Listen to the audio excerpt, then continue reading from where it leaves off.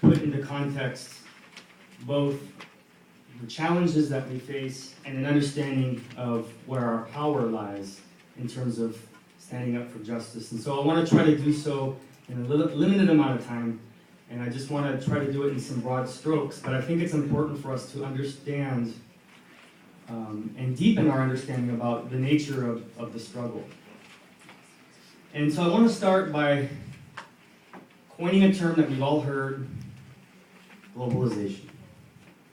Because it's impossible to have a discussion about immigration without understanding the forces that are creating immigrants or migrants. And in this country, the media, policymakers have successfully excluded any discussion about economic and foreign policies as they relate to immigration in this country, as a way of confusing us, as a way of confusing the issue and separating it from anything that could be pointed back at ourselves for contributing to a process of migration from other countries. So let me start by looking at Mexico.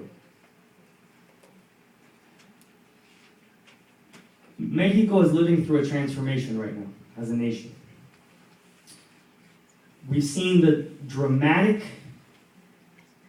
implementation of policies that have led to the uprooting of millions of people in a matter of about 15 years. We've seen policies implemented that have changed the very nature of the Mexican economy in a way in which millions of people had no way of stopping this process, nor did they have any way of resisting it. What we've seen is the implementation of free market ideology in a way that has opened up Mexico very rapidly and has destroyed, in many parts of the country, the traditional economy that had sustained people in Mexico for many years. And we've seen this happen at a time when the U.S. immigration policy hasn't changed one bit. In other words, rapid transformation and displacement when we still maintain an immigration system that was created in the late 1960s. Now, I can't go too much into this process, but I do want to say how capitalist globalization is driving this in Mexico. Because what we see is, with NAFTA, we see the integration of Mexico into the U.S. economy. And we see within Mexico an attempt to drive down the standard of living of Mexican workers to make Mexico more competitive with Asia. Because in the era of capitalist globalization, we see corporations have gained preeminence. And their ability to move where labor is cheapest is one of their guiding philosophies.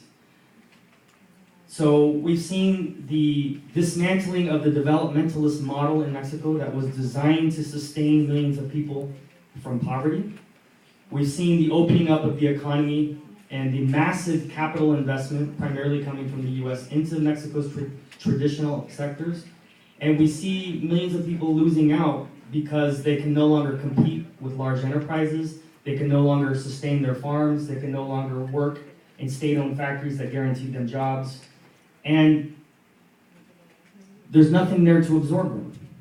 So since 1994, we've seen the largest transfer of people in U.S.-Mexican history. Between 1994 and today, we've seen between 6 and 7 million people leave Mexico for the United States. That's a lot of people. And as this part of this process, we've seen increasing influence of U.S. economic interests in Mexico, so that we see that most of Mexico's manufacturing sector is now foreign-owned, most of its banking sector is now foreign-owned. Walmart is the largest retail operation in Mexico. Taco Bell has even opened up shop in Mexico, if you can believe it.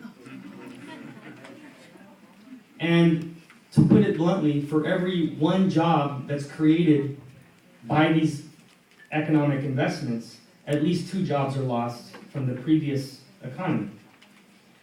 And this wasn't misunderstood. This was understood that this process was going to happen. Okay?